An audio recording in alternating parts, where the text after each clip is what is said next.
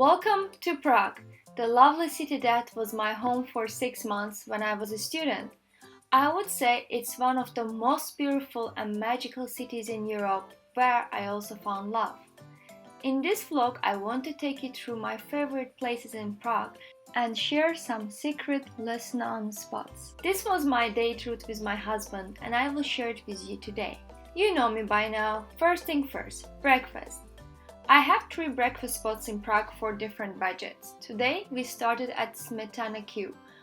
I love to read this wall every time I visit. And of course, I ordered avocado toast and almond milk cappuccino. After the breakfast, we headed to Strahov Peters Island. This 480 meters long island hosts many events, gatherings and fun activities for locals and tourists. Although it's in the middle of the city, it's not crowded as other popular spots, and you can see a beautiful view of the city from here.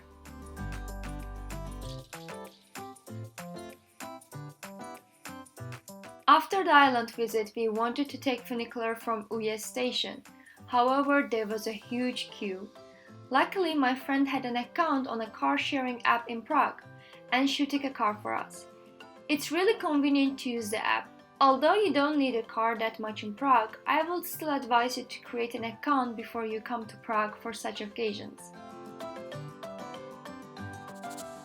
Our next stop is Patron Hill, the hidden gem of Prague. Check this beauty. Except for a tour with 6 people that took people to hidden areas of Prague, there were no tourists. I lived here many years ago and I thought by now this location would be known by tourists, but it's still hidden.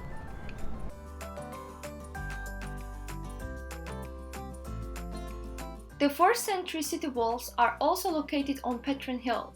We walked through the old wall ruins to Rebuy station to catch the funicular in the middle, and we headed back to another part of Petrin. I bought a day ticket for 120 Czech koruna, which is 5 euros. I advise you always to purchase tickets, even if you think no one will check them.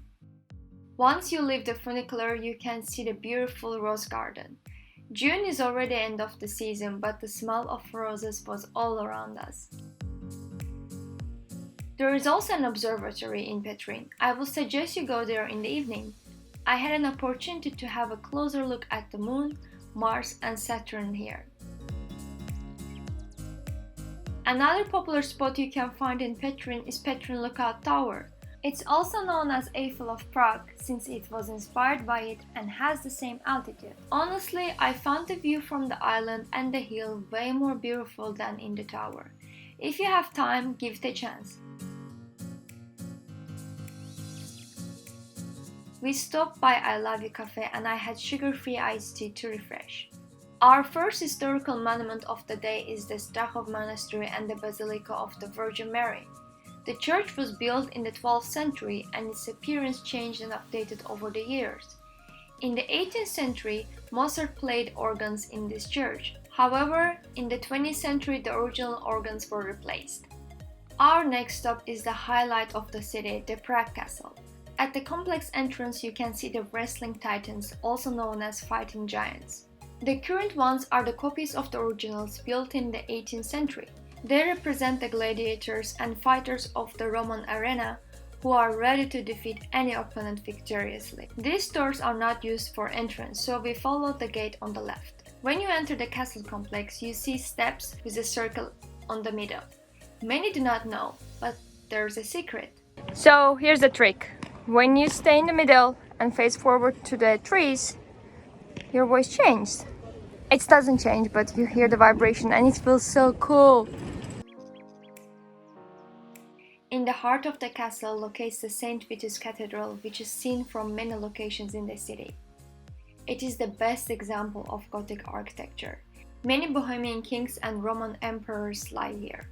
Although the castle is known as St. Vitus, it's actually the cathedral of Saints Vitus, Wenceslaus and Adalbert. When you enter the church, you will see the statue of Adalbert. This sculpture that represents his resurrection was placed here in the recent years. With his right hand, he is greeting the visitors of the church. The stained glass windows of the cathedral are mesmerizing art, representing different religious histories. I found this interesting windows guide and will add the link in the description. On the south entrance of the cathedral, you can observe the mosaic art that describes the Last Judgment with Jesus in the middle.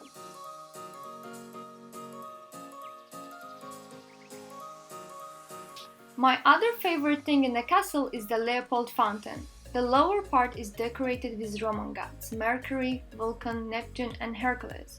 The upper part is decorated with two tritons, Greek gods. On the top there is a globe surrounded by three lions. It ends with an imperial double-headed eagle. After the castle visit, we decided to rest at the Starbucks right next to the castle.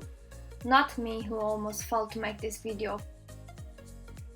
I grabbed iced coffee and chilled in the garden with a beautiful Prague view. Our next stop is another local spot in the middle of the city. I always love to wander around the city streets and find some small cafe on the corner or a hidden getaway. And here we have arrived at the beautiful Voyan Garden. The garden dates back to Middle Ages. This was one of our favorite date locations to come and chill, sometimes talk and sometimes enjoy each other's silence under the apple trees. Another spot where I love to rest and watch the city and the Vltava river is Park Gelna. There are usually lots of ducks and occasionally beavers. This time we didn't encounter any. Our next stop is the famous Charles Bridge. In the 14th century, it took 45 years to complete this bridge. It was the only way to cross the Vltava river until the 19th century. You can find the statues of many saints on the bridge. In 1965, all of the figures were replaced by replicas and you can observe the originals in the Nation Museum. While leaving the bridge on Kryžovnická Square, you can encounter the statue of Charles I, the first king of Bohemia. Across the bridge you can see the St. Salvador Church. You can enjoy beautiful organ concerts here. From there we walk to the Old Town Square. The historic Church of Our Lady Before Tin locates here as well. In the middle of the square you can encounter the memorial of Jan Hus, who was a religious reformer and burned at stake for his beliefs. The famous Astronomical Clock is also located in this square. It is the third oldest astronomical clock in the world. Plan your visit a few minutes before an hour so you can see the animated figures on top. Those figures are the 12 apostles.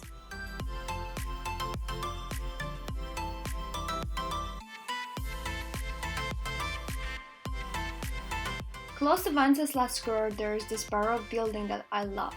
It's an 18th century building with frescoes painted ceiling. This is quite hidden building unless you are visiting casinos in Prague, because this building has been used as casino. But you can enjoy this beauty without entering the casino. We ended the day with Mexican food at the Las Adelitas in the Vinohrady branch. I hope you enjoyed this vlog and learned something new about Prague. Last but not least, do not forget to subscribe to my channel. See you on the next adventure. Ciao!